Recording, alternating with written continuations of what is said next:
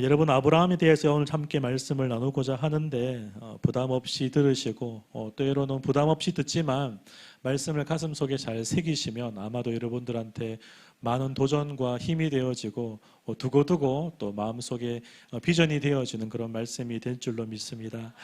여러분, 창세기 12장 1절을 보시면 거기에서부터 아브라함의 삶이 시작되어집니다. 우리가 너무나 잘 아는 것처럼 창세기 12장 1절에 어떤 말씀이 있냐면 여호와께서 아브라함에게 이르시되 너는 너의 고향과 친척과 그리고 아버지의 집을 떠나 내가 너에게 보여줄 땅으로 가라라고 말씀을 주십니다. 잘 살고 있었고 문제 없었던, 모르겠어요, 어떤 문제를 이 아브라함이 가지고 있었는지 모르겠지만 열심히 삶을 살아가던 중에 하나님께서 갑자기 이 아브라함에게 나타나셔서 너는 본토 친척 아비 집 그리고 너의 고향을 떠나라라고 말씀을 주시면서 아브라함의 삶과 아브라함의 신앙의 여정들이 그렇게 시작되어집니다. 사실은 이 창세기 12장 1절을 좀 더 한 문장으로 요약한다면 아브라함아 아브라함아 너가 처하고 있고 너가 가지고 왔던 모든 과거의 문제와 삶의 문제를 단절하고 끊고 새로운 출발을 하라라고 그렇게 명령하신다고 볼 수가 있습니다. 12장 1절을 보시면 제가 한 번 더 말씀한 것처럼 떠나 내가 너에게 보여줄 땅으로 가라 말씀을 하시고, 오늘 우리가 좀 긴 말씀이지만 함께 나누었던 22장 2절도 보면 가서 내가 너에게 알려준 곳으로 가라라는 말씀을 그렇게 주고 있어요. 그래서 여러분, 창세기를 읽어보면 창세기 12장과 22장에 등장하는 떠나서 내가 너에게 보여줄, 그리고 22장 2절에 등장하는 가서 내가 너에게 일러준, 이 두 문장은 사실 창세기 여기 이 본문에만 사용되어지고 있는 독특한 문장입니다. 12절 1절에서 너의 고향과 친척과 아버지 집을 떠나서, 그리고 22장 2절에서 네 사랑하는 독자 이삭을 데리고 모리아 땅으로 가라라는 아브라함의 마음속에 거기에 비슷한 무게의 심리적인 말로 아마 다가왔을 겁니다. 쉽게 말하면 이 12장에 처음에 하나님이 아브라함을 만나줄 때에 너는 본토 친척 아비 집을 떠나라 할 때 하나님 주실 때에 이 느꼈던 아브라함의 마음과 오늘 이 본문 22장 오랜 시간이 지나서 이삭을 데리고 어떤 땅으로, 분부한 땅으로 가라 했을 때에 이 아브라함이 느끼는 어떤 정신적인 충격, 마음적인 어떤 고뇌는 상당히 무겁고 비슷할 것이라고 보여질 수가 있습니다. 사실 이것은 성경 저자가 아브라함과 하나님과의 여정의 시작과 그리고 오늘 본문의 이 여정의 끝이라고 할 수 있는 사건들을 이렇게 연결시키는 것은 성경을 보는 독자로 하여금 이 본문과 이 아브라함의 삶을 살펴보는 우리로 하여금 이스라엘의 시작과 그들이 누리는 모든 축복들이 하나님의 축복과 그들의 신앙의 선배인 아브라함의 순종에서부터 이어져 왔다는 것을 성경 저자는 우리에게 말하고자 하는 것입니다. 쉽게 말하면 이 아브라함의 삶과 이 아브라함의 삶의 시작과 끝, 결국 이스라엘의 전체 누리는 이 축복들은 이 하나님이 아브라함에게 언약을 주셨고 그 언약에 대한 아브라함의 반응과 아브라함의 순종과 아브라함의 믿음이 결국 이러한 결과를 낳았다라고 성경 저자가 이 창세기를 기록하고, 이 창세기는 후대에 이 이스라엘 백성들이 광야에서 그리고 포로로 끌려갔을 그 이방 땅에서 이 아브라함의 이야기를 듣고 읽으면서 믿음과 신앙을 점검하고 돌이키는 계기가 되어지더라는 겁니다. 여러분, 아브라함은 그의 나이 75세에 하나님께 부름을 받죠. 75세에 아브라함은 부름을 받습니다. 그리고 자그마치 40여 년에 그렇게 시간이 흘러가게 됩니다. 오늘 본문 사건은 1절에서 어떻게 말하냐면 그 일 후에라고, 그 일 후에 있었다고, 이 일이 있었다고 기록하고 있죠. 이 말은 달리 말하면 이런 일이 일어난 다음에 또 이 사건이 일어났다는 뜻입니다. 여러분, 그렇다면 그 일 후에 라고 말할 때에 그 일은 아마도 이 아브라함이 자신이 이 사라가 자신에게 맡겼던 하갈과 이 하갈이 낳았던 이스마엘을 자신의 집에서 내보낸, 좋게 말하면 내보낸 것이고 다르게 말하면 하나님의 언약의 백성이 아니니까 내쫓아낸 사건 그 이후에 아마 이러한 일들이 일어나고 있다라는 것입니다. 그러나 여러분, 이 사건의 시점은 사라가 아들을 얻기 위해서 아브라함에게 붙인 하갈과 그녀가 아브라함을 통해서 낳은 이스마엘을 이스라엘 집에서, 이 아브라함의 집에서 내보낸 후에 상당한 시간이 지난 것은 분명합니다. 떠나보내고 또한 하갈을 떠나보내고 자신의 몸에서 났던 이 이스마엘을, 물론 적통적자는 아니지만 이 아들을 떠나보낸 이후에 상당한 오랜 시간이 지났다는 것입니다. 이삭이 태어나고 나서 얼마 안 되어서 하갈과 이스마엘을 내보냈고, 이제는 이 이삭이 자신의 아버지인 아브라함의 말을 듣고 질문하고 교제하고, 심지어 오늘 본문을 살펴보면 나무를 메고 제사를 그렇게 함께 갈 정도였으니까 최소한 10수년이라는 시간은 흘렀다고 볼 수가 있는 것입니다. 여러분, 우리는 여기에 주목할 필요가 있어요. 하나님의 약속으로 얻게 되어지는 하나밖에 없는 아들 이삭을 애지중지 키우면서 아마도 많은 사랑과 많은 감정과 많은 소중한 시간들을 나누었을 것입니다. 10수년 동안 그러지 않겠어요? 얼마나 기도하며 얼마나 바랬던 아들이 이삭이었어요. 그 이삭과 오랜 시간을 보내는 그 시점에 하나님께서 아브라함에게 오늘 본문 속에 찾아오셨다는 겁니다. 10년이나 넘는 시간 동안 하나님은 침묵하시고, 모르겠습니다. 침묵인지 역사하지 아니하심인지 아니면 교제했는지는 모르겠지만 오랜 시간 동안 아버지와 아들이 어떤 감정을 나누고 서로 세우며 서로 사랑하고 하나밖에 없는 독자의 아들을 키워내는 과정 속에 이제는 아들을 보면 든든한 마음이 솟는 그때에 하나님이 갑자기 아브라함을 찾아오셨다는 것입니다. 찾아왔는 거예요. 진짜 아멘 하지 마시고. 찾아온 곳에 아멘 하면 좀 곤란한데 또 제가 또 휘말리기 시작하군요.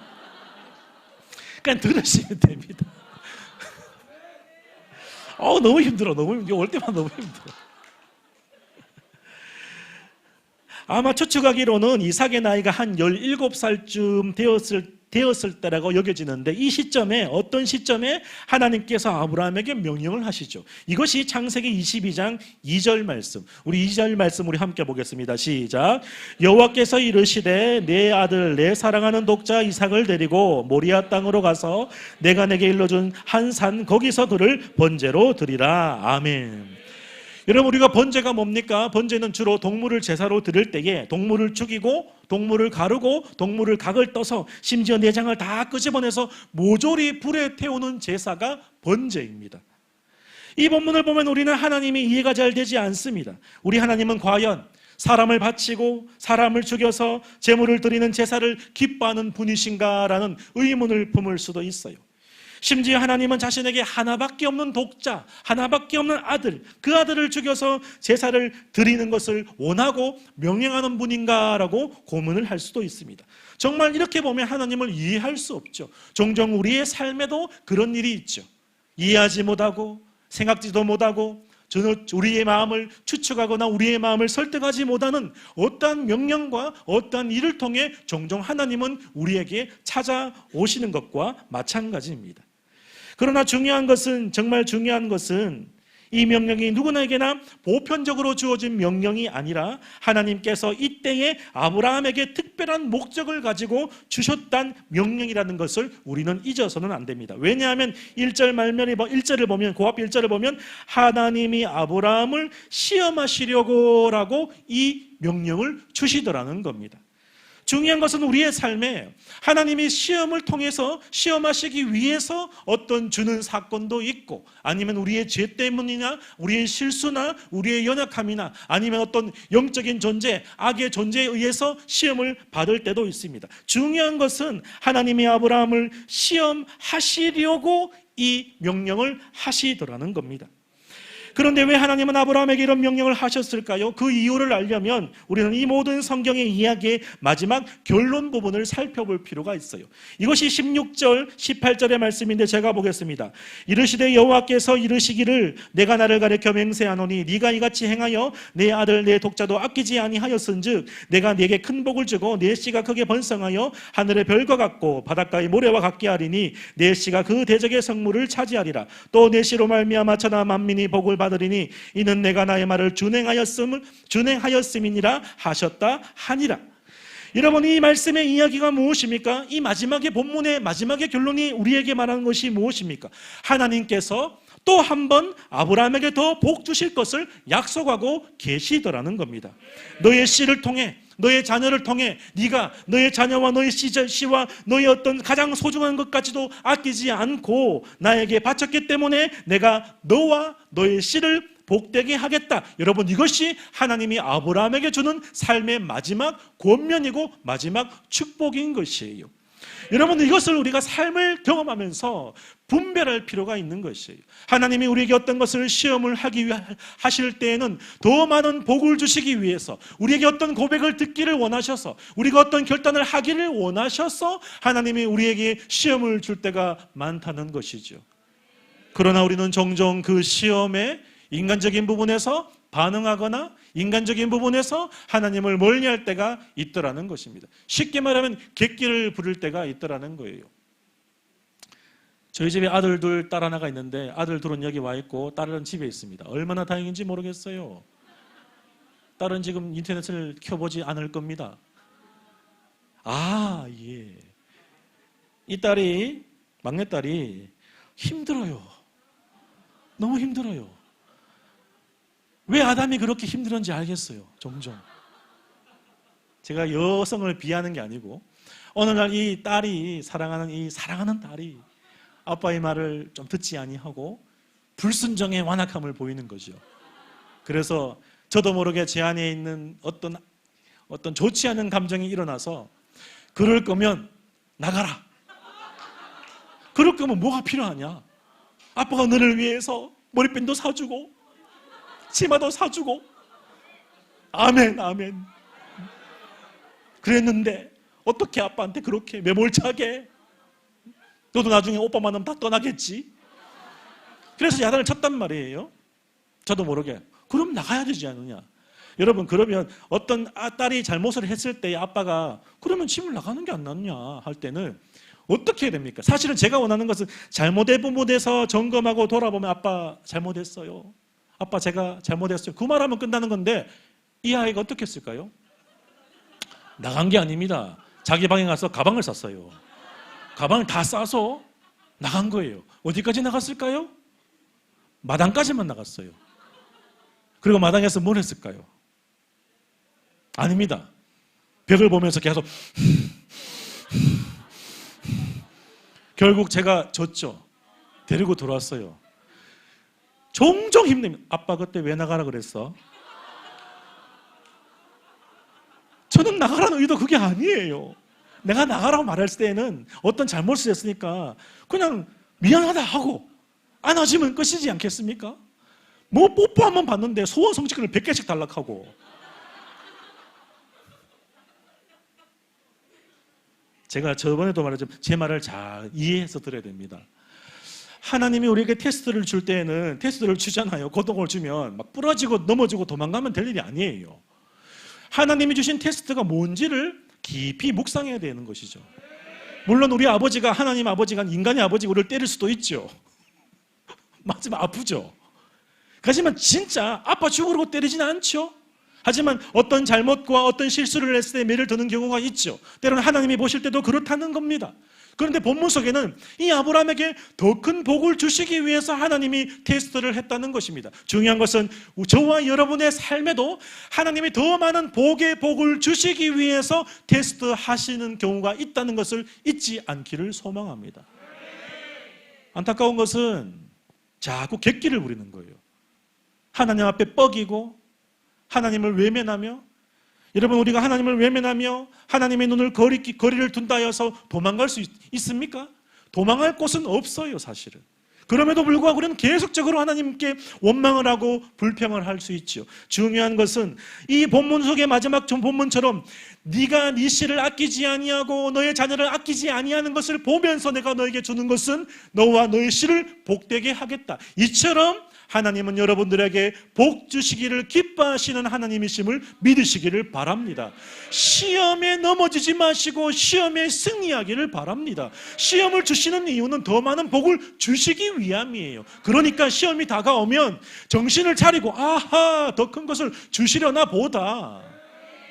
감당할 수 있는 시험을 주신다고 하셨죠. 하나님께서는 자격 없는 인생들에게 복을 베풀어 주십니다. 연약하고 부족하지만 우리에게 복을 베풀어 주십니다. 하나님은 언제나 복 주실 때 중요한 것은 그 근거를 우리의 속에서 믿음과 순종해서 찾더라는 것이에요. 우리가 많은 헌금을 드리고 많은 섬김을 하고 하나님께 우리의 모든 것을 내어드리는 그런 모습이 아니라 하나님이 뭔가를 요청할 때에 그렇게 하겠노라 하는 믿음과 최소한 결과가 그렇게 좋지 않은다 할지라도 할 수 있다 하겠다는 순종을 보고 하나님이 은혜와 복을 더하여 주신다는 사실입니다. 하나님은 아브라함을 선택하셨습니다. 하나님은 아브라함을 사랑하셨어요. 그동안에도 많은 은혜와 복을 베풀어 주셨습니다. 그가 실수하고 때로는 이 아브라함이 자신의 아내를 누이라 속이라 하는 등등 잘못된 선택을 하기도 하고 남방으로 내려가서 애굽으로 내려가서 음식을 찾는 잘못된 선택을 하기도 했지만 어쨌든 하나님은 그를 끝까지 붙들어 주시고 복을 주셨습니다. 더 주고 싶으셨고 더 많은 것을 주시고 싶은 분이 하나님이셨어요. 그렇게 주시기 위해서 아브라함을 그 고향에서 불러내신 것이죠. 사랑하는 여러분, 우리가 예수님을 믿으면 그것으로 됐지 뭐가 더 필요하냐 그렇게 이야기할 수 있을지도 모릅니다.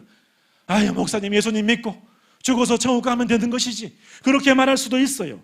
하지만 하나님의 마음, 우리 아버지 하나님의 마음은 그렇지 않더라는 겁니다. 로마서 8장 32절은 이렇게 말합니다. 자기 아들을 아끼지 아니하시고 우리 모든 사람을 위하여 내어주시니가 어찌 그 아들과 함께 모든 것을 우리에게 주시지 아니하겠느냐. 다시 말하면 하나님은 우리에게 아들을 줬으면 됐지 뭘 그리 바라느냐, 그런 하나님이 아니시라는 겁니다. 아들을 줬는데 내가 뭘 더 주지 않겠느냐. 구하라 그러면 구할 것이요 찾으면 찾을 것이요 두드리면 열릴 것이다. 그것이 아버지의 마음이라는 것이에요. 여러분 혹시 성경을 읽다가 목사님의 설교를 듣다가 말씀을 읽고 셀라이프로 말씀을 묵상하는 중에 이해하기 어렵고 받아들이기도 어렵고 순종하기는 더더욱 어려운 무엇인가가 하나님이 우리에게 여러분들에게 요구하고 있다라고 느낄 때에 여러분 깊이 생각해야 되는 겁니다. 마음이 불편해요. 목회자의 설교와 셀라이프의 큐티와 셀가족들의 나눔들이 내 마음을 불편합니다. 순종하는 것도 힘들고 그렇게 하는 것도 힘들어요. 하지만 중요한 것은 깊이 생각해야 됩니다. 하나님께서 나에게 말씀 가운데 내 생각과 형편 이상의 것을 요구하실 때는 하나님께서 내게 있는 것마저도 빼앗아가는 것이 아니라 내게 더 많은 것을 주시기 위해서 우리에게 그런 거룩한 부담을 주신다는 사실이에요. 여러분 구약 성경을 보면 엘리야가 등장합니다. 이 엘리야는 사르밧의 한 과부 집을 찾아가게 되죠. 엘리야가 살았던 그 시대에 너무나 가뭄이 많습니다. 먹을 것이 없었어요. 물이 없었어요. 사르밧의 한 과부를 찾아가니까 이 과부가 아들이 한 명 있는데 남아있는 그 밀가루를 다 합떡 반죽을 해서 먹고 죽으려 하는 데에 이 엘리야가 하는 말이 그것을 내게 달라라고 말을 하는 거예요. 생뚱맞죠. 중요한 것은 하나님은 이 사르밧 과부를 죽이려고 그 음식을 빼앗아서 엘리야에게 주고 죽이려고 하신 것이 아닙니다. 그 가정에 더 복을 주시고 더 많은 축복들을 주시기 위해서 그 마지막 것을 요구하고 계신 것입니다. 이것이 열왕기상 17장에 등장합니다. 하나님께서는 출애굽 가정 속에서도 이스라엘 백성을 시험하셨습니다. 그런데 그 시험은 은혜 가운데에 베풀어지는 시험이었고 이 시험은 그들에게 더 큰 은혜를 주시기 위함의 시험이었습니다. 신명기 8장 16절 말씀 우리 함께 보겠습니다. 제가 보겠습니다.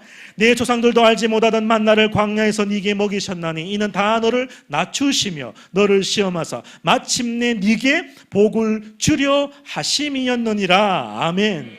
광야에서 만나를 줬답니다. 만나를 주면서 시험을 했다 그래요. 그 이유가 무엇이라 그래요? 네게 더 많은 복을 주기 위함이다.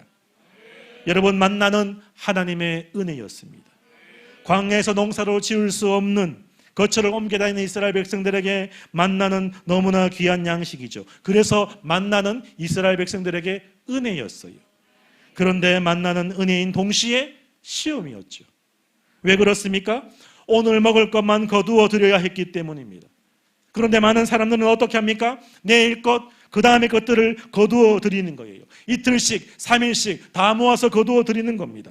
하지만 어떻게 됩니까? 오늘 분량이 아닌 그 나머지 만나는 다 썩어 없어져서 먹지 못하게 되었다는 겁니다. 만나는 하나님께서 이스라엘 백성을 먹이시는 은혜였는데 사실 눈앞에 엄청난 양식이 하늘로부터 쏟아져 내려오는데 오늘 먹을 하루 분량만을 거두는 것은 사실 시험이었죠. 하나님은 우리에게 종종 매일매일 필요한 것들을 채워주십니다. 먹고 마시며 죽지 않을 만큼을 채워주시며 우리의 가게를 이어가시기도 합니다. 복을 주시기도 합니다. 기도 응답을 주시기도 합니다. 그런데 우리가 요구하는 것은 주님, 요것보다 좀 더 달라는 기도를 얼마나 많이 하는지 몰라요. 자녀를 키워보면 그렇죠. 하나님, 이 자녀가 어떻게 되기를 원합니다. 때로는 성적적인 부분에서, 진로적인 부분에서, 때로는 배우자를 만나며 직장을 구하는 부분에서 이 정도면 충분히 족할 수 있는 부분임에도 불구하고 우리는 더 많은 것들을 요구할 때가 있지요. 중요한 것은 더 많은 것을 우리가 누린다고 하여서 하나님께 더 많은 감사를 하지는 않더라는 거예요. 도리어 우리에게 주신 분량보다 더 많은 것을 우리가 누리게 될 때에는 도리어 이것이 내 공로와 내 자랑과 내 노력으로 이것을 누렸다고 해서 교만에 빠질 때가 더 많더라는 것이죠. 왜 하나님께서 이런 시험을 하십니까? 내가 너의 미래를 염려하지 않아도 내가 너와 함께하고 내가 너를 먹이고 내가 너를 책임진다는 사실을 가르쳐 주시기 위하여서 만나를 주시고 내일 만나를 거두지 말라는 이유가 여기에 있는 것입니다. 쉽게 말하면 여러분, 만나가 중요한 것이 아니라 만나를 내리신 하나님이 중요한 것이에요. 하나님을 붙들면 만나를 내리시는 것이죠. 하나님을 의지하면 메추라기를 보내어주시는 것이죠. 이 메추라기와 만나를 보내어주는 분은 우리가 빌고 우리가 노력하고 우리가 헌신하여서 내려오신 것이 아니라 하나님이 주셨다는 하나님의 선물이라는 사실이에요. 그래서 만나가 널려 있음에도 불구하고 오늘 먹을 것만 거두어드리는 바로 이 시험 속에서 여러분, 하루만 거둬들이는 그들의 행동의 결단의 모습이 하나님 앞에서는 믿음으로 비춰지게 되는 거예요. 그리고 이 시험은 하나님께서 그들의 백성에게 복을 주기 위함이었습니다. 달리 말하면 유혹이 아니라 시험이었다는 것이에요. 그들을 넘어뜨리고 그들을 무너뜨리고 그들을 멸망시키기 위한 그런 유혹이 아니라 시험이었다는 사실이에요. 우리 하나님은 언제나 우리에게 더 좋은 것을 주시기 위해 준비하고 계신 분이심을 믿으시기를 바랍니다. 그거 못 믿으면 우리가 어떻게 신앙생활을 할 수 있겠습니까? 여러분, 고구마를 굽거나 삶을 때 우리는 가끔씩 어떻습니까? 젓가락으로 고구마를 깎습니까? 아니죠. 젓가락으로 고구마를 찔러보죠. 여러분, 고구마를 찌르는 이유가 뭡니까? 못 먹는 거 찔러나 보는 거예요? 아니죠. 고구마를 찌르는 이유가 뭡니까? 익었나 아니겠나 확인하기 위해서 찔러보는 거죠. 여러분, 이처럼 때때로 하나님께서도 우리의 삶을 이렇게 젓가락으로 찌르실 때가 있어요. 쿡쿡. 어떤 것으로 찌를까요? 상황과 사건과 일과 특별히 사람을 통해서 꾹꾹. 아픕니다. 힘들어요. 짜증납니다. 성격대로 하면 다윗의 돌팔매로 골리앗을 넘어뜨리듯이 막 돌려가지고 막 사단아 물어가라 하면서 지옥의 불사케다 돼버리라 하면서.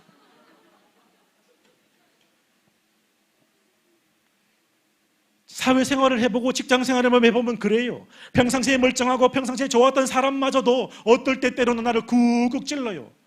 그거밖에 안 되나? 일은 다 맡기고 자기 혼자 밥을 드시러 가십니다. 찾으면 사람이 없어요. 꼭 힘들고 어렵고 일 많으면 꼭 월차내고 아프고 몸이 찌푸둥하고 그놈의 코로나는 맨날 걸리고 작은 부분을 계속 찌르시죠. 하나님은 사건과 상황과 일을 통해서 계속 찔러봅니다. 왜 찔러봅니까? 익었나 안 익었나. 달리 말하면 우리의 삶에 하나님의 은혜가 들어올 수 있는 그 틈이 있는지 없는지, 우리가 그 은혜를 받을 수 있는 믿음의 분량이 있는지 없는지를 살펴보게 되는 겁니다. 언젠가 운전을 하는데 이 사각지대가 잘 보이지 않으니까 깜빡이를 가다가 추돌 접촉이 날 뻔했어요. 제 실수죠, 사실. 그래서 제가 비상등을 켰는데 이 아저씨가 얼마나 욕을 하는지, 창문을 내리고 운전을 뭐 그따구로 하냐 하면서 얼마나 욕을 하는지 몰라요. 그런데 제 귀에 뭐가 들리냐면 이분이 극동방송인지 CBS인지 모르겠지만 샤론의 꽃 예수, 그 중간에 CM성 있잖아요. 욕을 얼마나 차지게 눈이 있으면 막 하면서. 저는 그분이 욕이 들린 게 샤론의 꽃이, 아마 거기 CBS 같아요, 느낌이. 제 마음은 나 목사다 하면서 죽인다 막 가만 놔두고 진짜 내가 너에게 명하노니 하면서.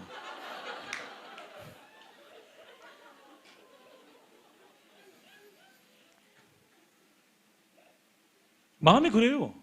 제가 종종 와이프한테 그런 말 하거든요. 아, 난 내 차 앞에 미사일 있으면 좋겠다. 발사! 폭팍! 하면서. 예전에 제가 이런 경험이 있어요. 제가 예전에 버스를 탔는데 이 버스 기사가 너무 난폭운전을 하는 거예요. 막 이렇게. 왜냐하면 이제 그 배당 시간이 정해져 있지 않습니까? 시간이 배차가 길어지니까 빨리 가야 되니까 막 과속을 하는 거예요. 막. 제 마음은 불편하죠. 막 쏘달리니까. 제 마음은 뭐 당장 앞에 가서 기사를 목을 잡고 뭐 정신 나갔네 미친놈 뭐 똑바로 하나 하면서 내 마음이 그렇다는 거예요. 실제 그런 게 아니고 하나님 우리에게 상상의 축복을 주죠. 상상을 실천하면 죄가 되고 참으면 그게 순종과 인내가 되는 거예요. 그게 막 미사일을 막 본거 막 미사일 내리면 막 쌍라이트가 아니고 미사일 막 나가고 막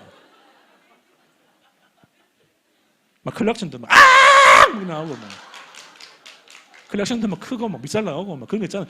예전에 여러분 한번 유튜브를 보면 거기 러시아에는 그렇대요. 막 차선 먹기하면 총 들고 내린대. 바로 총 들고 내린대. 그런 마음이 우리 안에 생기죠. 제가 지난주까지 사역했던 그 교회에 전도사님이 그래요. 이분 땀이 많고 차만 보면 레이스를 하면서 막 이름이 요한이라.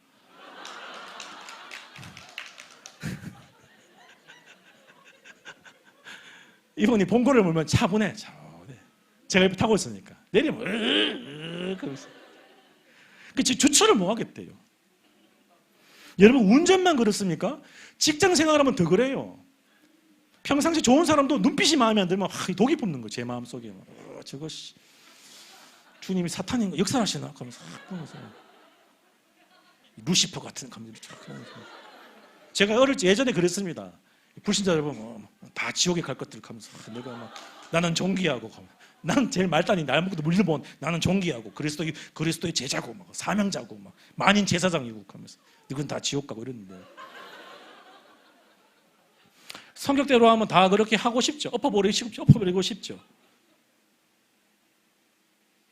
그런데 하나님이 찔러보시는 겁니다. 사람을 통해서, 상황을 통해서, 일을 통해서, 내게 친한 친구를 통해서, 사업을 통해서, 모든 것들을 통해서 자꾸 찔러보는 거예요. 왜 찌릅니까? 아픈데. 우리의 신앙이 좀 더 자랄 수 있는지, 그리스도의 장성한 분량까지 나갈 수 있는지, 하나님이 주시는 좀 더 고차원적이고 성숙한 복을 받을 수 있는지 확인차 하나님이 계속 찔러보시는 것이죠. 이것을 여러분 성경에서는 시험이라고 말을 하는 겁니다. 그래서 여러분 우리가 많이 들은 것처럼 유혹과 시험은 다르죠. 유혹은 템테이션, 이게 유혹이고 드릴라가 막 삼손할 때 그럴 때 이게 유혹이고 테스트는 시험이에요. 이 자체를 넘어가야지만 다른 걸 할 수 1단계를 여러분 양육반 해야지 제자반 하고 제자반 해야지 제자대학 하고 나도 제자대학 이렇게 하고 있는데 내가 가가지고 막 박이채 목사 나는 목사다 하면서 바로 바로 선교지로 보내달라. 정신나간 목사가 되는 거예요. 단계를 밟아가야 되는 거죠. 저는 제자학기 1학기입니다. 단계가 있죠. 2학기 여러분들 존경할 수밖에 없어요. 단계가 있죠. 그러한 것들을 이겨내야 됩니다. 그런 일들이 얼마나 우리 삶에 많은지 몰라요. 제가 예전에 신년 다닐 때 얼마나 화가 나는지 옆에 있는 전도사님한테는 비엔나 3개 주고 내가 2개 주는 거예요. 그런 순간 야 이게 뭐 이런 게 다 있노 하면서 그런데 제가 언제 이 마음이 풀린지 압니까? 비엔나 국물 더 부줄 때 감사합니다 하면서 전도사님 국물에 밥 비비면서 감사합니다 하면서 2개 막 이것은 극소적인 부분이지만 우리의 인격적인 부분에 여러분 신앙적인 건 더 깊죠. 때로는 목회자가 때로는 셀리더가 내게 때로는 소원하는 것처럼 느껴지기도 하고 때로는 나를 못 챙겨주는 그런 마음이 들 때도 있죠. 그때 우리는 때로는 시험되기도 하고 아파하기도 하며 불편을 느낄 때도 합니다. 중요한 것은 다 때가 있다는 것이에요. 중요한 것은 그런 시험이 다가오고 그런 마음에 불편함이 생기면 아니면 그 자리를 떠나든지 아니면 기도하든지 아니면 이것이 시험이라 생각을 하고 뛰어넘을 수 있도록 마음의 넓이를 키워야 되는 것이죠. 사람은 여러분 성도는 옹졸해서는 안 되는 것이에요. 쪼잔해서는 안 되는 것이에요. 배포가 넓어야 되는 것이에요. 선생님 왜 애는 없어요? 너를 사랑하니까. 너와 결혼할 거야. 여러분 꼭 기억하십시오. 하나님께서 우리에게 어떤 시험을 주실 때에 아니면 사람이 나를 힘들게 할 때에 또는 어떤 사건과 일이 나를 힘들게 할 때에 그리고 심지어 거짓된 영과 죄의 유혹이 나를 시험한다 해도 누구 때문에 어떤 시험인지 이 시험인지 어떻게 해석할지 그런 필요가 없습니다. 여러분 중요한 것은 어떤 시험을 당해도 내가 하나님 앞에 믿음의 사람으로서 그 시험에 반응하면 아멘이 되는 것이에요. 어머니가 시험을 주든 믿지 않은 불신자가 시험을 주든 때론 내 마음에 사탄이 어떤 음성을 줘서 시험을 주든 상관없어요. 그 모든 시험을 하나님의 사람에 합당한 모습으로 반응을 하면 승리가 되어지는 것이죠. 그것이 중요합니다.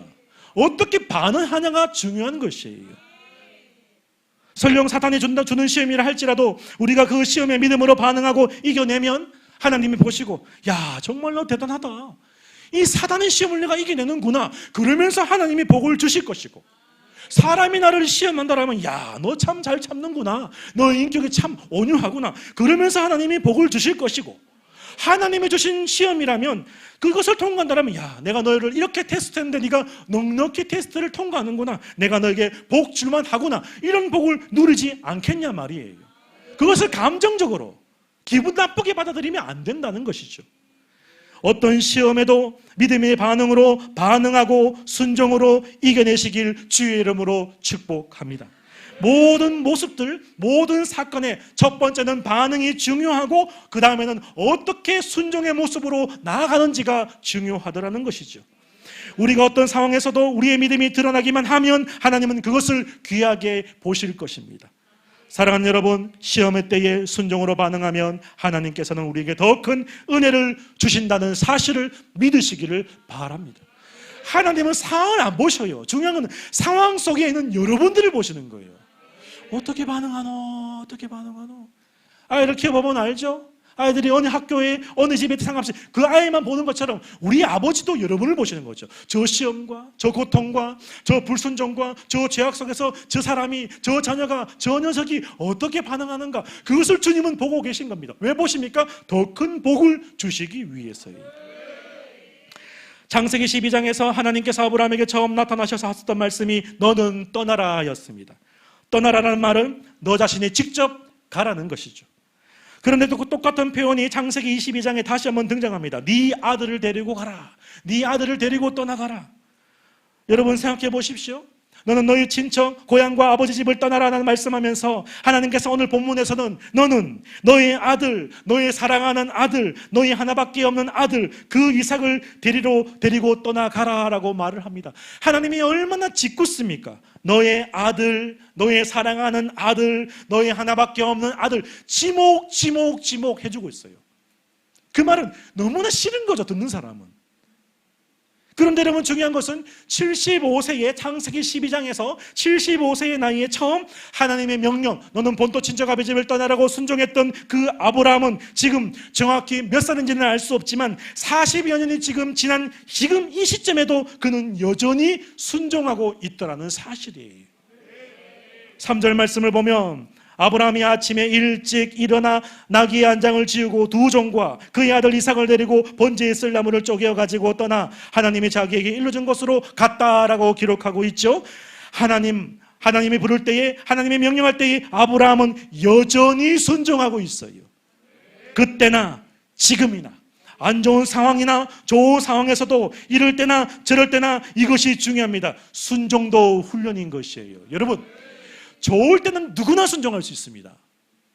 하지만 하나님은 그것을 보시지 않습니다. 좋을 때나 기쁠 때나 아플 때나 슬플 때나 변함없는 그 삶의 자세를 하나님은 요구하고 있더라는 겁니다. 중요한 것은 우리가 순종은 하지만 그 순종으로 우리가 어떤 결과나 열매를 맺는 주체는 아니라는 거예요. 여러분들이 순종한다고 해서 여러분들이 열매를 맺는 것이 아니라는 겁니다. 여러분 이것을 잊어서는 안 됩니다. 우리가 이것을 놓쳐버리면 결국 교만에 빠지기 쉽습니다. 순종은 우리가 하지만 그 과정의 끝과 결과는 반드시 하나님이 주체시라는 사실이에요. 하나님이 하시는 거죠. 하나님이 붙들어 주시는 거죠.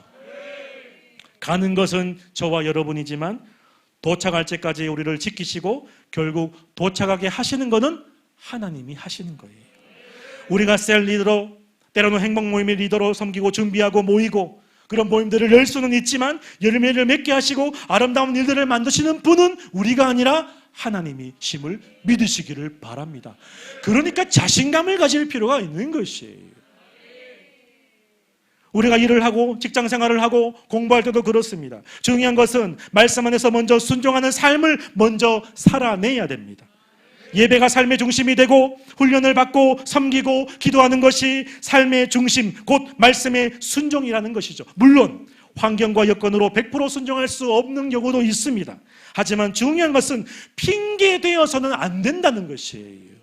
환경과 여건이 힘들고 열악하다 할지라도 그 열악한 환경 속에서 순종하는 마음이 중요하고 그 마음을 하나님은 귀하게 보신다는 사실이에요. 제가 어제도 훈련 받으면서 제가 이름을 잘 기억 못하겠는데 어느 자매님이 병원 간호사님 자매님이 그 말씀 자매님 누군지 잘 기억이 안 나는데 하여튼 피곤하다가 버스 그냥 지날 뻔했다는 거죠. 보통은 택시 타고 집에 갔다는 거죠. 중요한 것은 피곤함에도 불구하고 다시금 왔던 길을 되돌아와서 훈련의 자리에 오는 것, 바로 그것을 주님은 귀하게 보시더라는 사실이에요. 그리고 그런 말을 하더라고요. 그 간호사님이 간호사인데 하루하루를 매주를 셀라이프로 버티더라. 주님은 그것을 귀하게 보신다는 사실이에요. 네가 버티고 있구나, 잘하고 있구나. 그래서 주님은 역사하실 수밖에 없는 거예요. 여러분, 밥 먹으면 안 피곤하고 일하면 안 피곤한 사람 누가 있습니까? 하지만 힘들고 어렵더라도 공부하고 피곤에 쩌든 몸을 이끌고 주의 성전으로 들어올 때에 주님께서는 성령의 물 붓듯이 부어주심을 임재하시게 하는 거예요. 그것이 너무나 중요한 겁니다. 여러분, 순종하기만 하면 결국 하나님이 만드시는 겁니다. 순종하기만 하면 하나님이 역사하시는 거예요. 아브라함은 하나님의 말씀에 순종합니다. 여러분, 그것도 아침 일찍 일어나 하나님이 일러주신 곳으로 가게 됩니다. 이 아브라함은 어떤 다른 말과 질문도 하지 않고 불평하지 아니하고 토덜거림 없이 그는 순종합니다. 하지만 꼭 불평과 원망이 있는 사람이 있어요. 꼭 셀 리더가 하락하면 제가 그때 전화를 끊어버려야 돼. 여보세요? 끊어버려야 돼. 바로.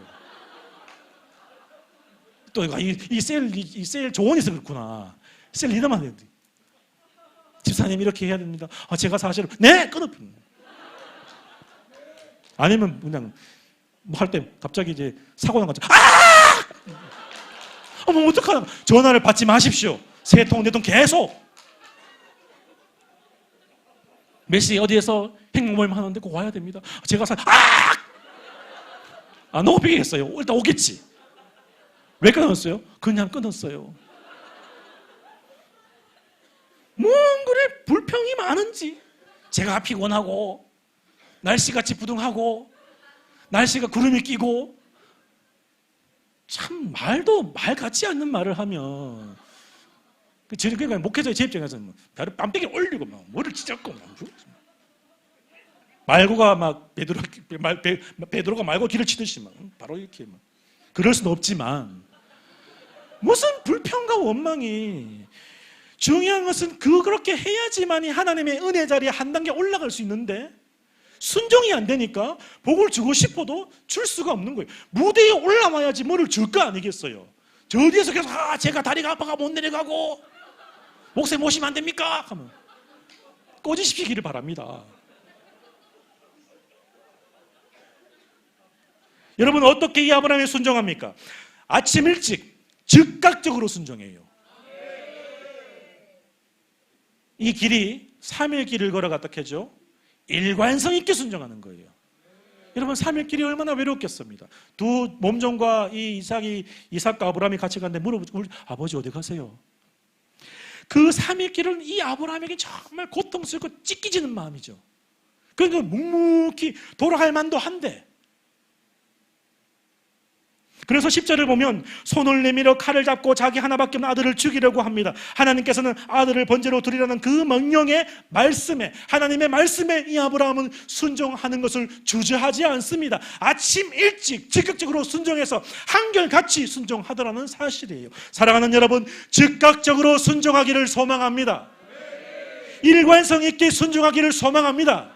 여러분 기분 좋다고 순종하지 마시고 아프고 힘들더라도 주님 말씀하시고 셀리더가 말을 한다면 부탁을 한다면 주의 종에 그 말을 한다면 일단 믿고 가시면 하나님이 능력과 힘을 주실 줄 믿습니다. 뭐 그래 불평이 많아요. 제가 이런 말 하면 좀 그렇지만 주는 대로 먹으면 되잖아요. 제가 예전에 결혼하고 나서 사랑하는 와이프가 맛있는 음식을 해주는데 한동안 여러분 아십니까? 거기 꽃빵 아세요? 꽃빵? 잡채 그 뭐라 하지? 고추 잡채 한 달을 먹었어요. 제가 고추 잡채 빵을 이제 이 식자재 사오면 한 통이 되잖아요. 계속 고추 잡채를 먹는 거예요. 이제 그 다음에 닭봉을 한 달 먹습니다. 계속. 여러분 음식은 어떻게 주는 대로 먹는 거예요. 제가 결혼할 때에 저는 늘 아침에 밥을 먹은 사람인데 와이프는 오랫동안 콘프레이크 우유를 말아 먹었다는 거예요. 결혼 신혼초에 사랑하는 와이프가 기도하는 마음으로 우유에 콘프레이크를 말아주는데 먹고 설살 잡고 하는 거예요. 여보 내가 설살 잡고 했기 때문에 왜 그럴까? 저희 와이프가 지혜롭게 말했어요. 여보 그 설사도 자꾸 먹으면 안 난다. 이겨내라. 여러분 주는 대로 먹는 거죠. 상상을 초월하는 거예요. 얼마나 설사가 나오는지. 여보 자꾸 먹으면 괜찮대. 아멘. 여러분 자꾸 행복 먹는 마찬가지, 전도도 마찬가지. 자꾸 가면 이깁니다. 자꾸 가야 돼요. 귀찮을 때 계속 가야 되는 거예요. 심지어는 오늘 안 오나 싶을 만큼 격주를 뛰어넘어가지고. 순종은 이렇게 하는 거예요.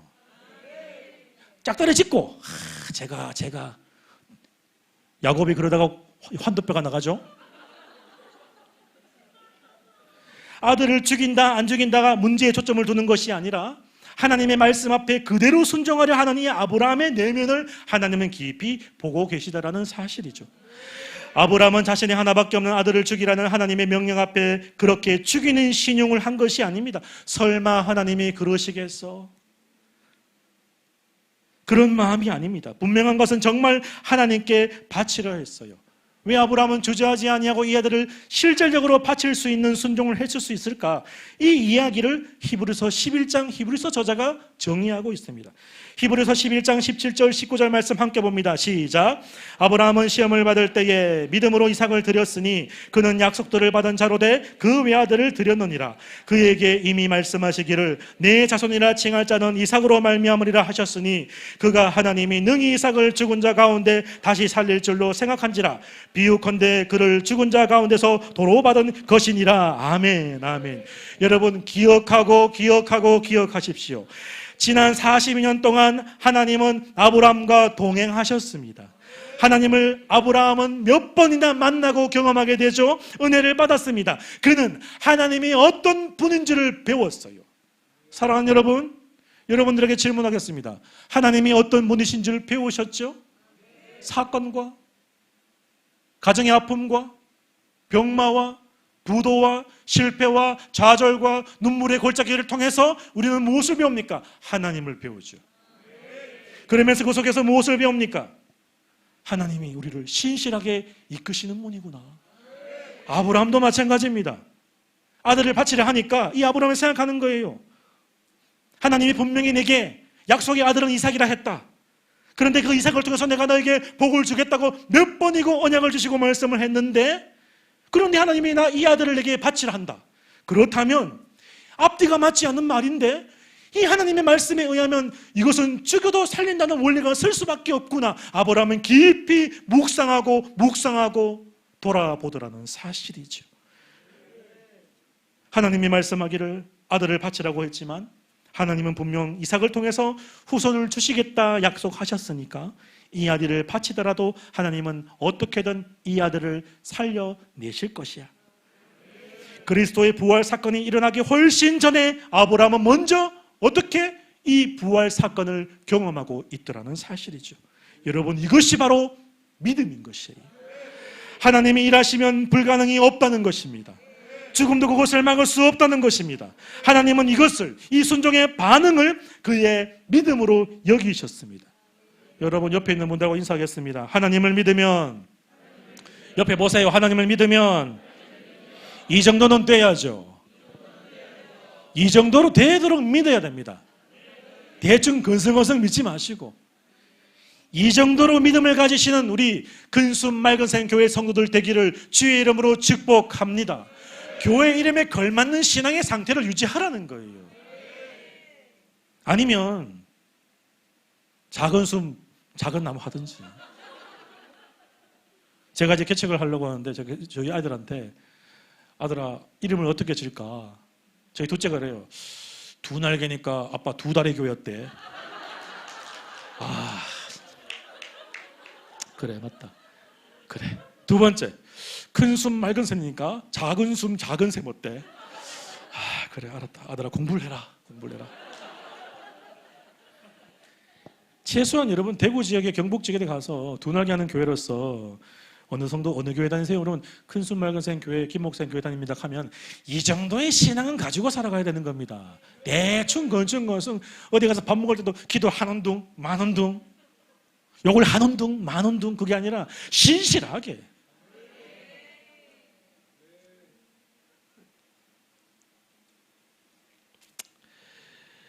여러분 신앙이 깊어지는 것은 결코 어려운 일이죠.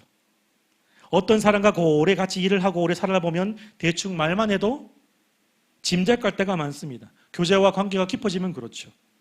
하나님이 왜 아들을 바치려 했는지 앞뒤 아무런 설명이 없지만 아브라함은 하나님과의 깊은 교제 속에서 믿는 것이 있었어요. 이거예요.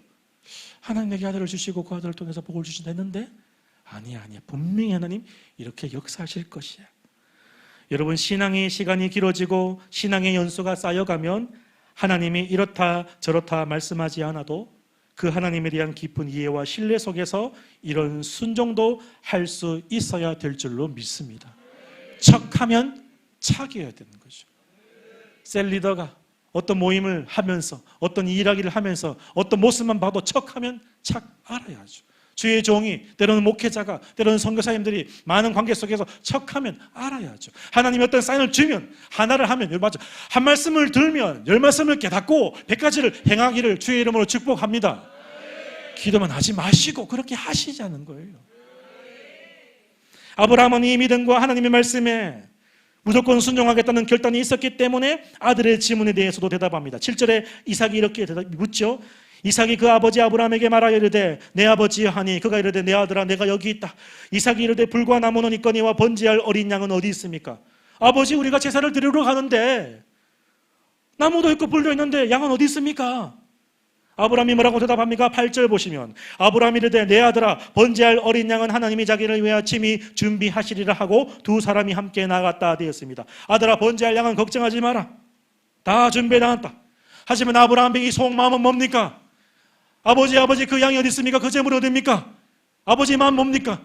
아들아 니다. 아들아 너다. 네가 그 재물이야. 그러나 아브라함은 자기도 모르는 사이에 하나님이 미리 하실 일을 그는 예언하고 있죠. 실제로 재물을 드려질 순양을 하나님이 준비를 하셨죠. 이 본문을 보면 참 웃긴 것은 아브라함도 대단하지만 이삭도 대단해요. 한 16세, 17세 되는 이 청소년이 아버지가 자신을 밧줄에 묶고 칼로 죽이려 하면 반항할 만도 한데 이 아버지 못지않게 이삭도 참 대단해요. 아버지 많아? 보고 있는 것인지 아니면 그도 어떤 것을 느낀지 모르겠지만 얼마의 시간이 지난지 모르겠지만 몇 시간 뒤에 있을 하나님의 일을 아브라함은 자신도 모르게 예언하고 있죠. 우리 종종 그럴 때가 있지 않습니까? 물론 이것은 믿음을 전제로 집사님 잘 될 겁니다. 잘 돼요 나중에. 기도하면 나설 거예요. 났습니다. 자신도 모르게 예언하고 있죠. 언제? 바로 그 뒤에 하나님이 성취하시고 응답하실 예언을 우리는 날마다 하고 삶을 살아가고 있죠. 그런데 아브라함이 하나님의 말씀 앞에 순종하는 바로 그 순간 하나님께서 정말 원하신 것은 외아들 이삭이 아니었어요. 이삭을 죽이는 제사가 아니었어요. 하나님이 아브라함에게 가장 원하신 것이 뭔가? 바로 그것은 아브라함의 마음이었어요. 사랑하는 여러분, 하나님이 저와 여러분에게 가장 원하는 것은 여러분들의 마음인 줄 믿으시기를 바랍니다. 마음이 있는 곳에 우리의 삶이 있고 인생이 있기 때문이죠. 성경 12절은 말합니다. 사자가 이르시되 그 아이에게 손을 대지 말라. 그에게 아무 일도 하지 말라. 네가 네 아들 내 독자까지도 내게 아끼지 아니하였으니 내가 이제야 하나님을 경외하는 줄을 아노라. 사랑하는 여러분, 이 말씀을 잘 여러분들의 가슴에 새기시기를 소망합니다. 여러분, 하나님께서는 잘 들으세요. 하나님께서는 예배를 원하시는 것이 아니라 예배자를 원하십니다. 하나님은 예배를 드리는 모양과 예전과 형식보다 더 중요한 것은 하나님을 경외하는 마음을 원하시더라는 사실이에요. 여러분, 그래야지만이 참된 예배가 되고 예배의 순서와 모양 속에 더 큰 하나님의 임재와 은혜가 있을 수가 있는 것이에요. 예배자가 예배자의 참된 모습으로 설 때에, 하나님을 경외하는 그 마음을 가지고 내가 주의 일에 동참할 때에 바로 거기에 하나님의 임재와 하나님의 은혜가 있다는 사실입니다. 하나님은 아브라함에게 말씀하기를 내 아들을 아끼지 아니하고 정말 칼로 죽이려고 결단한 바로 이 마지막 순간에 이르렀어야 네가 정말 나를 경외하는 줄을 내가 알았다라고 말씀을 하시죠. 여러분이 이를 계기로 하나님은 아브라함의 마음을 알게 되셨습니다. 물론 하나님은 우리의 속마음을 다 알고 있죠. 우리의 여건을 다 알고 있죠. 하지만 문제는 우리의 인간의 마음입니다. 우리의 마음은 하루에도 수십 번씩 바뀌고 변합니다. 하나님께서는 그런 우리 마음을 다 알고 계시죠. 그러나 우리의 믿음이 행동으로 보여지는 그 순간에 우리의 마음이 하나님께 알려지게 되는 겁니다. 하나님 우리 마음 압니다. 우리 여건 압니다. 우리의 환경 압니다. 하지만 중요한 것은 내가 순종하려는 그 한 걸음, 내가 결단하려는 그 한 걸음, 내가 도전하려는 그 모습을 보고 바로 그때에 하나님이 네가 이렇게 나를 사랑하고 있구나라고 믿게 되더라는 사실이. 그럴 때 주님이 우리에게 말씀하는 거죠. 그래, 참 갈등이 많지, 고민이 많지. 하지만 네가 이렇게 마침표를 찍는구나. 내가 너의 헌신과 너의 결단과 수많은 사람의 조롱과 비난 속에도 여전히 복음 들고 달려가는 그 발걸음을 보니 이제서야 네가 나를 사랑하고 경외하는 줄을 알겠다. 바로 거기서부터 하나님의 역사는 시작되어지게 되는 것입니다. 하나님의 전지전능하심을 핑계대지 말고 이 말 저 말, 하나님 내 형편아시죠? 내 사정아시죠? 하나님 이렇게 할 수밖에 없는 상황을 아시죠라고 우리는 종종 말을 하죠. 하지만 여러분, 이 말도 이 말 속에 내면 깊이 살펴보면 이 말의 의도는 다른 데 있어요. 하나님 내 상황 아시죠? 하나님 내 형편 아시죠? 내가 결국 이렇게 할 수밖에 없는 거 다 아시죠? 그렇게 말하는 말의 속 의미가 뭡니까? 그렇게 믿음으로, 삶으로, 행동으로, 결단으로 나타내기 싫고 그렇게 할 마음이 없다는 거 아니겠어요? 결국 불순종한다는 말을 돌려서 말하는 거예요. 그래서 제가 좀 전에 말했잖아요. 아브라함이 어떻게 순종합니까? 즉각적으로 순종하죠. 토달지 아니하죠. 불평하지 아니하죠. 계산하지 아니하죠. 사랑하는 예수님이 사랑하는 제자들에게 너희는 나를 따르라 할 때에 그들이 그 물과 배를 버려두고 즉시 따른 것처럼 하나님이 우리에게 어떤 일을 지시하고 우리에게 어떤 걸 요청할 때에 주님 내 상황 아시죠? 내 여건 아시죠? 그 말은 안 하겠다는 말이에요. 사실은 할 수가 없는 것이에요. 시간에 대해서든 돈에 대해서든 사람에 대해서든 상황에 대해서든 하나님 저는 그렇게 하지 못하겠습니다. 그런 마음이 있는 것이에요. 하지만 그런 마음이 있는 중에도 우리가 다시금 우리의 삶을 돌아보고 점검하면서 하나님 그럼에도 불구하고 제가 순종하도록 노력해 보겠습니다. 걸음 걸어가 보겠습니다. 그렇게 하도록 노력하도록 하겠습니다. 그렇게 시험을 이겨내고자 할 때에 바로 그때 하나님은 어떻게 반응하시냐? 그래, 힘들고 어렵지만 네가 순종하려고 하는 그 순종 속에 내가 역사하며 길을 열어줄게. 바로 거기에서부터 하나님의 놀라운 은혜가 시작되어지고 이 아브라함도 동일한 것이에요. 거기에서부터 물 붓듯이 하나님의 축복들이 임재가 되어지게 되는 겁니다. 여러분, 하나님을 경외한다는 말에서 경외라는 단어는 히브리 말로 야레라는 단어를 사용합니다. 하나님은 하나님을 경외하는 자, 하나님을 야레하는 자에게 하나님께서는 예비하는 은혜를 보여주십니다. 예비하신 은혜가 본문에서는 뭐라 표현되집니까? 그것을 여호와 이레, 여호와께서 준비하신다라는 거예요. 그래서 이 히브리인들, 이 유대인들은 말장난을 이렇게 하는 거예요. 야레하는 자에게 이레하신다는 거예요. 여호와를 경외하는 자에게 하나님은 충분하게 물 붓듯이 은혜와 모든 것들을 채워 준비시켜 주시더라는 사실이에요. 여러분 13절과 14절 말씀 함께 보겠습니다. 13절과 14절 말씀 함께 보겠습니다. 아브라함이 눈을 들어 살펴본 즉 한 순양이 뒤에 있는데 뿔이 수풀에 걸려 있는지라 아브라함이 가서 그 순양을 가져다가 아들을 대신하여 번제로 드렸더라. 아브라함이 그 땅 이름을 여호와 이레라 하였으므로 오늘날까지 사람들이 이르기를 여호와의 산에서 준비되리라 하더라. 아멘. 하나님이 이미 순양을 예비해 두셨다고 하더라도 아브라함에게는 아무런 상관없는 보이지 않는 순양일 뿐이에요. 봤다 하더라도 여러분 중요하지 않습니다. 왜 그렇습니까? 그가 바치도록 요구받고 명령받은 것은 순양이 아니라 그의 하나밖에 없는 아들이었기 때문이죠. 그런데 하나님 앞에 순종의 모습을 보여드리고 그 순종의 모습으로 하나님께 인정받게 될 때에 그는 비로소 순양을 발견하게 되는 거예요. 하나님께서 정말로 자신을 위해서 제물을 예비하셨다는 사실을 나도 모르고 한 말인데 실제로 그렇게 되어지게 되는 겁니다. 그래서 하나님께서 우리에게 많은 은혜를 준비하고 인내하고 계신 이유가 여기에 있는 것이죠. 그런데 중요한 것은 이 하나님의 준비하심과 은혜가 잘 보이지 않더라는 거예요. 돈 버는 길이 보이지 않죠? 문제 해결하는 길이 보이지 않죠? 내 앞에 내 자녀의 일, 내 가정의 일들을 어떻게 풀어가야 할지 잘 보이지 않죠? 미래가 어떻게 돼야 할지 잘 눈에 보이지 않습니다. 여러분, 그렇다고 내 눈에 보이지 않는다고 하나님의 일하심이 없습니까? 아니에요. 그래도 하나님이 일하시죠. 내 눈에 보이지 않는다고 하여서 하나님의 은혜가 베풀지 않는 것이 아닙니다. 문제는 언제 그것이 내 눈에 보여지느냐예요. 여러분, 언제 그것이 우리 눈에 보여집니까? 언제 우리가 문제를 해결할 수 있고 가정의 문제, 교회의 문제, 직장의 문제, 관계성의 문제, 내 미래의 문제, 건강의 문제 등등 이 문제를 해결할 수 있는 그 눈이 언제 보여집니까? 내가 하나님 앞에 순종으로 결단할 때, 하나님 앞에 내 경외심이 나타낼 때에, 믿음으로 결단할 때, 바로 그때 우리의 눈이 열려서 하나님의 놀라우신 일하심이 비로소 보여지게 되는 것이에요. 여러분, 우리의 삶 속에서 하나님의 은혜와 하나님의 역사는 너무나 많이 준비되어져 있습니다. 우리 하나님의 예비하신 선물은 여러분들의 삶의 곳곳에 예비되어져 있습니다. 그런데 언제 그것이 보입니까? 여러분들이 하나님의 말씀에 순종할 때, 그때 그것이 보여지게 되는 겁니다. 여러분, 중요한 것은 여러분들이 보는 것이 아니라 하나님이 보게 하시는 거예요. 따라하겠습니다. 여호와의 산에서 준비되리라. 여호와의 산에서 보여지리라. 오늘 그 말씀이 있죠. 여호와의 산에서 준비되리라. 여호와의 산에서 보여지리라. 여러분, 여호와의 산이 어디입니까?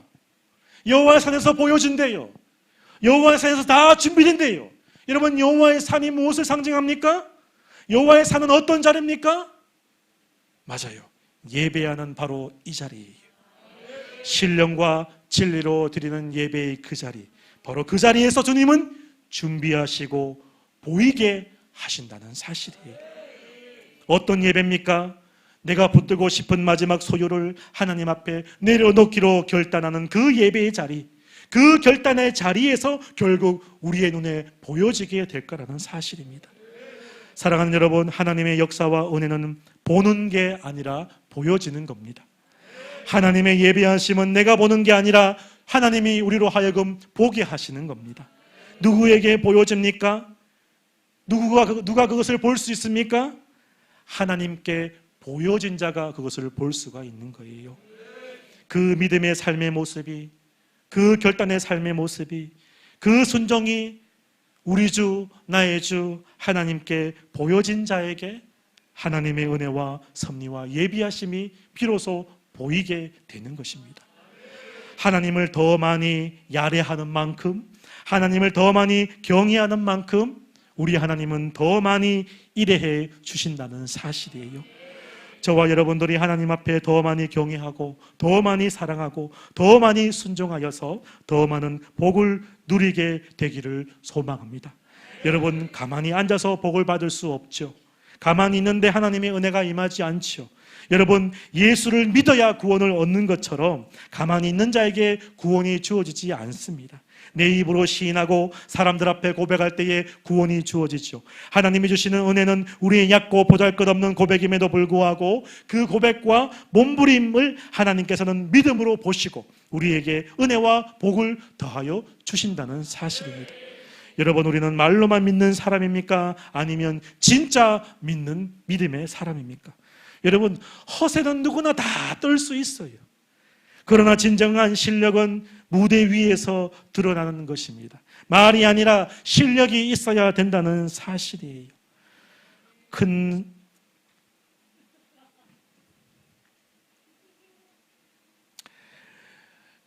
큰순 맑은 샘 여러분들께서 제가 좀 전에도 말씀을 드린 것처럼 이 교회 이름에 합당한 삶을 사셨으면 좋겠어요.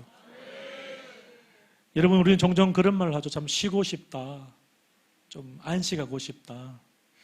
물론 우리 목사님도 쉬시고 이제 또 금방 돌아오시겠지만, 여러분, 우리는 이 땅에서 안식을 누릴 수는 없습니다. 제가 이전에도 한번 말씀을 드렸죠. 이 땅에서는 참된 안식이 없어요, 여러분. 우리의 사명을 다 마치고 천국 가야지만 그제서야 우리에게는 참된 안식이 있는 거예요. 여러분들의 심장이 뛰는 이유는 그저 잘 먹고 잘 살려고 심장이 뛰는 것이 아니라 사명 때문에 뛰는 것이에요. 심장이 다 멈추고 스톱이 되어지면 이제서는 이 사명이 끝나고 참된 안식을 누리게 되는 것입니다.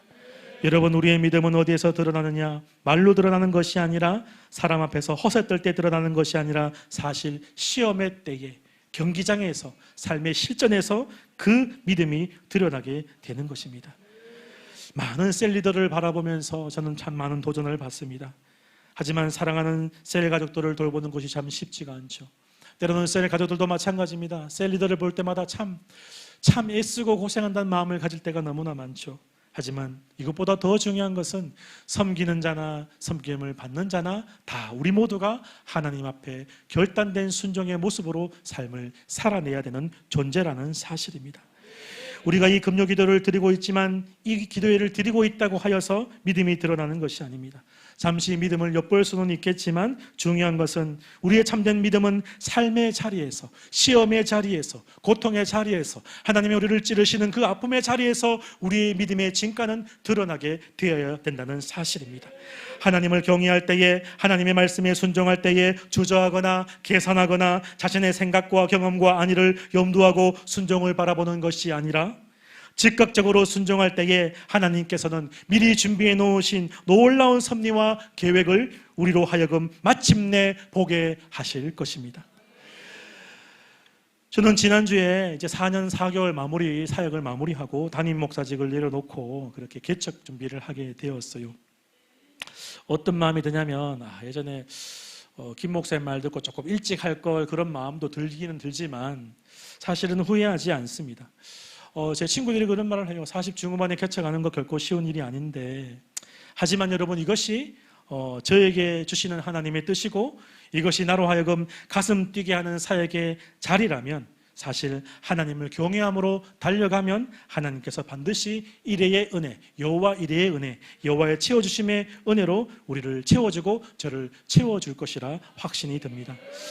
여러분, 경외라는 말이 뭐냐면 하나님을 존경하며 그분 앞에서 자신의 부족함을 철저히 통감하는 그런 마음이 경외함의 마음이라 그래요. 우리 자신의 스스로의 모습을 돌아보면 참 우리는 다 부족한 사람입니다. 연약한 사람입니다. 하지만 그럼에도 불구하고 우리를 부르셨죠. 우리를 이 자리에 세우셨죠. 그리고 이 교회의 성도로 만드셨습니다. 각기 다른 환경과 여건과 때로는 아픔과 때로는 실패와 좌절 속에서 우리는 돌고 돌다가 결국 이곳에 함께 모였습니다. 이곳에 모인 이유는 단 하나죠. 주의 주신 사명을 위해서 우리를 이곳에 부르셨다는 사실입니다. 참 그 부르심에 우리가 순종하기도 어렵고 외면하고 싶었던 것들도 너무나 많지만 결국은 우리가 하나님을 신뢰하고 순종으로 모습을 보일 때에 하나님은 물론 더디게 보이기는 하지만 반드시 역사하신다는 사실입니다. 하나님이 우리에게 말하실 때에, 말씀을 주실 때에 주저하지 마시고 먼저 순종하며 하나님 앞에 반응하면 하나님이 모든 것을 채워주신다는 사실입니다. 제가 예전에 한 2주 전에 그 말씀을 제가 여러분들 제자반때 드렸습니다. 제가 우연찮게 본 교회에 어느 집사님께서 행복 모임을 좀 요청을 하셔가지고 좀 가달라 하는데 하필 그 지역이 영덕이에요. 영덕이면 대게 먹는 게 영덕 아니겠습니까? 저는 대게 먹으러 영덕 가본 적 있지만 잘 영덕 갈 일이 없거든요. 영덕에 행복 모임을 좀 갔으면 싶은데 이것이 우연찮게 요청을 받아서 한 석 달, 넉 달 전부터 받았는데 그냥 저도 잊고 집사님도 좀 부담이 되니까 좀 말을 하던 둥 마는 하는데 어느 순간 이 집사님 말에 아직 가야겠다는 마음이 드는 거예요. 그래서 지지난주 목요일 날 훈련 다 마치니까 1시가 다 됐어요. 그 다음 날 가는데 이 두 형제 자매입니다. 청년제 형제 자매 커플인데 이제 영덕 이제 그 군청에 근무하는 공무원인데 이제 행복 모임을 요청해서 가게 된 거예요. 거리가 한 1시간 50분 정도 걸리게 되더라고요. 4시 반에 딱 출발하니까 6시 반에 도착을 하게 됐어요. 도착하니까 가는 중에 저랑 와이프랑 사모랑 둘이 가면서 이런 말, 이거 영덕까지, 영덕까지, 영덕이 뭐가, 영덕에 올 때 대게빵을 사와야 되나, 뭐지, 영덕이 뭐지. 그런데 이제 이 행복 모임을 주선하게 된 집사님도 이런저런 사항이 없고 그냥 가달라고 말만 하시는 거예요. 그래서 가긴 갔죠. 또 제가 또 순종은 또 종 잘합니까? 제가 순종을 제일 잘하거든요. 일단 가보는 거죠, 일단은. 갔는데 어느 장소에 식당 앞에 만났습니다. 만났는데 봉고를 타고 저는 청바지에 맨투맨을 입고 빈손으로 가게 된 겁니다. 저희 와이프도 편하게 봉고에서 내렸는데 이 두 청년이 한참 우리 보고 있어요, 이렇게. 왜냐면 보통 이 얘기를 전해봤다. 대구에서 정말 용한 목사님 오신다. 한강이남에 이런 분이 없다. 저 시주에 한 분 계시는 경산의 김대 목사님 예외. 저 수성구에 있는, 죄송해요. 아무개야 목사님이 있는데 그분 담임 목사님이 너를 위해서 영덕 간다 하니까 담임 목사님이 까만색 양복을 입고 까만 구두를 입고 성경을 딱 들고 할렐루야 이렇게 올 줄 알았는데 청바지를 입고 딱 가니까 처음에는 긴가민가 했다는 거예요. 만나서 제가 하성서 목사입니다 하니까 이 두 청이 환하게 웃어요. 그래서 이제 밥을 먹고 행복 모임을 거지 안 하고 관계 맺기를 1시간 차를 마셨는데 얼마나 감사한지, 얼마나 기쁜지, 야, 이것 때문에 하나님이 나를 이곳에 보내고 이 두 청년을 만나게 하셨구나. 이 두 청년은 자매는 조금 신앙이 여린데 이제 믿기 시작했고 청년은 오랜 시간 동안 방황을 했대요. 그래서 마지막 기로 저는 목사님 보니까 너무 좋습니다. 기대되어져요. 다음 주부터 이거 행복하겠습니다. 그래서 내가 다음 주에 올게. 아니 제가 대구로 갈게요. 아니야. 내가 자꾸 가야지 부담이 되죠. 부담이 돼야지 계속 듣게 될 거 아니겠습니까? 그래서 지난주 또 갔어요. 지난주는 7시 반에 갔는데도 얼마나 이 두 청년들이 참 신실한지. 저는 형제를 붙들고 하고 일과 행복에 대해서, 와이프도 행복에 대해서 둘이 눈물을 글썽이면서 그래서 저는 제가 그걸 경험했어요. 하나님이 하시면 하시는 거예요. 그래서 이 두 청년들이 너무 감사한 거예요. 정말 목사님 좀 기대됩니다. 저는 제 사명이 이들을 잘 양육해서 좋은 이 포항 지역이나 교회에 연결해 주는 것이 이제 사명이라는 생각을 들어서 그렇게 말을 하고 그래 아무개야 그래 이번 주가 내가 이제 대구에 있는 교회 마지막 이제 임지 사역일을 설교를 하는데 시간 나면 한번 와라 했는데 이 두 청년이 왔어요. 그것도 꽃다발을 들고 오전 11시에. 제가 이런 말하면 죄송합니다. 저희 성도들한테도 못 받아본 꽃다발을 받고 이 두 청년이 목사님 너무너무 수고하셨어요. 그래서 제가 오늘도 가야 되는데 내가 오늘은 바쁘다. 내일 저녁 6시 반에 가도록 하겠다. 목사님 기대하고 기도하고 있겠습니다. 제가 예전에 김 목사님한테 그 말을 들었어요. 사모님 그 말씀 하셨잖아요. 저기 의성에 가서 퇴짜 맞고 돌아오면서 그 길이 참 행복했는데 행복했다 그 말씀하면서 우리가 저런 날이 언제 올까 이렇게 빨리 올 줄 몰랐어요. 포항 영덕에서 대구 오는 1시간 반이 얼마나 기쁜지. 오는 순간에도 목사님 잘 가고 계십니까? 도착하면 연락 주셔요. 도착하면 목사님 너무너무 좋았습니다. 기도 제목 또 나누고. 그래서 이 자매는 매일매일 큐티하고 감사 제목 계속 나누면서 제가 뭘 느끼냐면 하나님의 부르심이 있는 곳에 우리가 가기로 순종하면 나머지는 하나님이 역사를 하시더라는 사실이에요. 여러분 그것이 여호와를 경외하는 자에게 내가 반드시 여호와 이레의 은혜를 주시겠다는 사실입니다. 제가 지난 한 2년 동안 이 교회에서 함께 훈련받으면서 참 많이 도전을 받았죠. 많은 셀 리더들과 많은 성도들이 좀 전에도 제가 이제 사창 목양실 내려오면서 우리 최 집사님하고 또 집사님 두 분이 막 나무 자르고 옥탑에 테라스 만드는 그런 광경을 보면서 내가 뭘 느끼냐면 참 행복한 우리 이 교회구나. 그리고 이분들의 섬김이 그저 시켜서 하는 것들이 아니라 좋아서 하고 그 속에 하나님의 역사가 묻어나고 있구나. 제가 또 어떤 것을 느끼냐면 저희 부부가 이 교회에 우리 교회에 이 큰숙 교회에 저희 아이 2명을 보냈지 않습니까? 저는 사실은 반신반의하게 보냈는데 참 많은 변화를 경험하게 되고 이 아이들이 당장 있어도 그렇지만 너무나 제가 볼 때 잘 자라고 있는 거예요. 부모로서 목회자로서 힘들고 어려운 삶을 걸어가는데 이 목회자의 자녀들이 도리어 빗나가는 길을 가면 어떡할까 그런 고민도 했는데 늘 이 아이들을 보고 있으면 하나님이 그래서 하나님의 여호와 일의 은혜가 이거구나. 우리가 복음의 길을 달려가니까 하나님이 우리의 가정도 지켜주시고 하나님이 우리의 모든 삶을 이끌어주시구나. 그래서 제가 지지난주에 제가 서울에 갈 일이 있어서 원주로 올라가서 중부 내륙을 해서 이제 서울로 가는데 옆에 보면 이제 양지에 보면 총신신학대학원 캠퍼스가 있거든요. 자꾸 저희 애가 가보자는 거예요. 안 됩니다. 안 됩니다. 안 됩니다. 안 됩니다.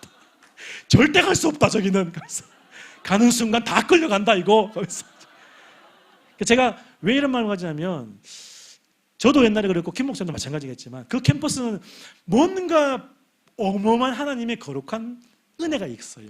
그래서 제가 이 아들도 그 은혜를 받으면 좋겠지만, 제가 어디 뭘 말하고자 하느냐면, 목회가 다 떠나가지고, 이렇게 신앙이 자라고 이런 상태가 될 줄은 몰랐다는 거예요. 이게 왜냐하면 2020년 겨울에 집중훈련 컨퍼런스 하기 겨울 컨퍼런스에 처음 가서 사실은 이렇게 된 거거든요. 그때 우리 아이들이 참 은혜를 많이 받고 금요일마다 큰 수업에 와서 은혜 받고 또 주일 오후에 오전에 갔다가 또 오후에 오면 참 피곤할 만도 한데 그 은혜를 받는 것을 통해서 하나님 이렇게 역사하시는구나.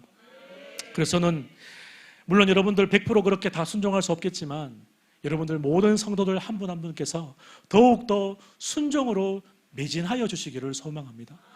저는 이것이 여러분들의 이 모습이 너무 부러운 거예요.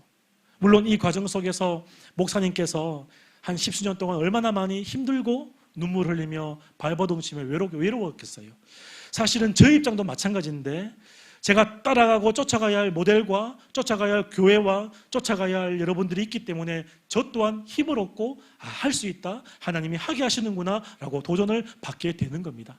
여러분 다른 것이 아닙니다. 우리에게 가장 필요한 것은 하나님의 은혜인 줄 믿으시기를 바랍니다. 여러분들을 믿지 마십시오. 여러분들의 지식과 여러분들의 마음속에 생기는 그 마음을 외면하고 꺾으시고 오로지 순종의 자리에 설 때에 기도할 때에 말씀의 자리에 행복 모임의 자리에 저는 죄송한데 이 말하면 또 시험일지 모르겠지만 제가 양육반 제자반 하면서 느낀 게 하나 있어요.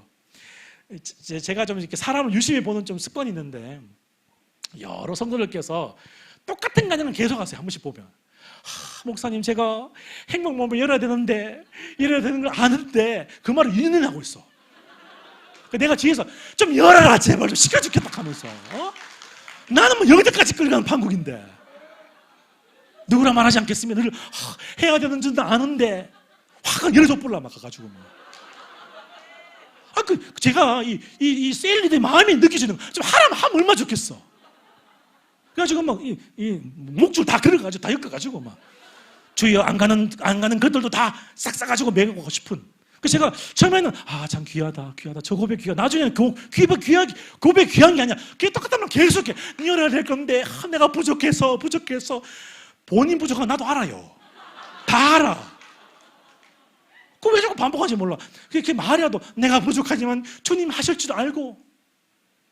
그래서 이 셀 리더들이 열어줘가지고 끌고 와야 되는 것 같아요. 제 마음에 볼 때. 이게 아멘인지는 모르겠는데 제가 어제 느낀 거예요. 저는 참 부족합니다. 그 말은 2년 내내 부족하대. 나는 부족하고. 이제 제가 바라는 것은 부족이 아니라 나는 부족하지만 주님 하시면 할 줄로 믿습니다. 아니 맨날 기도하면 될 줄로 믿습니다. 기도하면 잘 됩니다. 아멘만 하고 훈련 받으면 해야 되는데 나도 행복몸 열어야 되는데. 제가 심지어 제 와이프한테 느꼈어요. 어느 전에 저 수성모제 뜨삽에 밥 먹으러 갔는데 저 어머니 불행해. 내가 행복합니까? 예? 행복해요? 그러니까 와이프가 하지 마라 하면서 행복해요. 그러니까 교회 다녀요. 나 구미에 교회 다녀. 행복해요. 한참 고민한 거야. 행복하나. 왜냐하면 주일 오후였거든요.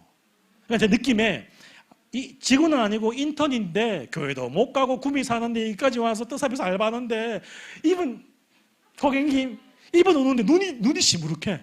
그다음 배운 대로 행복합니까? 그래서 예? 제가 할 때 다른 게 아니고 그냥 교회 계속 다니시라고 신앙생활 하시라고 그런 거예요. 예. 하면서 마음 같아서는 막 참여물 바로 손빼고 그래야 되는데 막 계산이 바빠가지고 막 와이프 계속 가자 하면서 행복 모임 열면 될 줄로 믿습니다.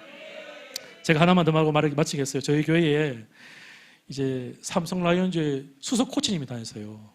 이분이 은혜를 많이 받으셔가지고 제 시간이 아니에요. 본인 시간에 맞춰줘요. 목사님 내일 오전 10시 반에 행복 모임 하겠습니다. 제가 가야 되는 거예요.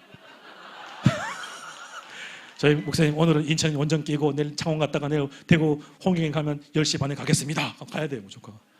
아주 다 성경 들고 필기 들고 아주 그렇다. 이번 주에는 선수들과 이런 관계가 있어. 이번 주도 이런. 집사님 요즘 삼성이 왜 그래? 난 모르겠습니다. 제가 이걸 통해 뭘 보였냐면 말씀이 결국 사람을 키우고 커나가게 하더라는 거예요.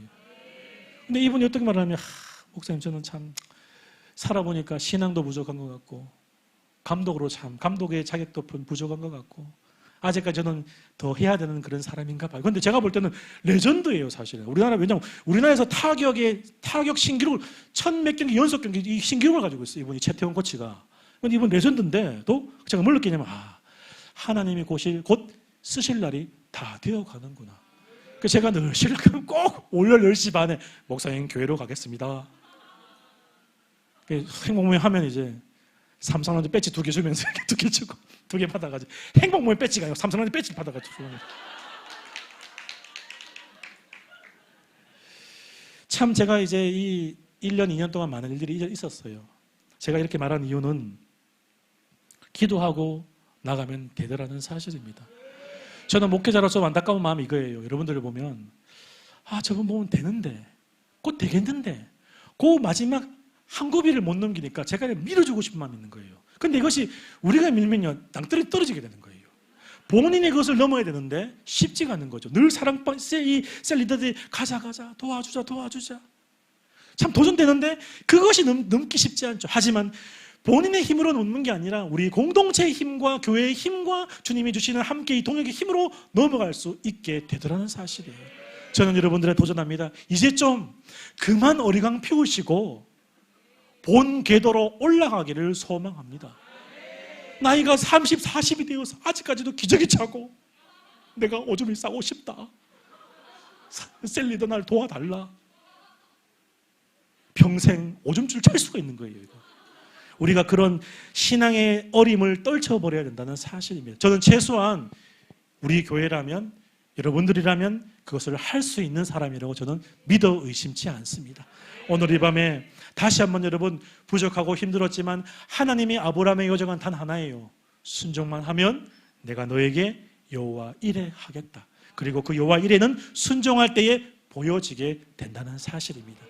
이렇게 사랑하며 소망하며 바라보는 것을 통하여서 부족하지만 저도 그 길을 끝까지 달려서 여러분들을 뒤쫓아 갈 터이니 기도해 주시고 서로 형님 아우가 되어서 하나님 나라를 함께 이루어갈 수 있는 우리 복된 모든 성도님들 되시기를 주의 이름으로 간절히 소망하며 축복합니다.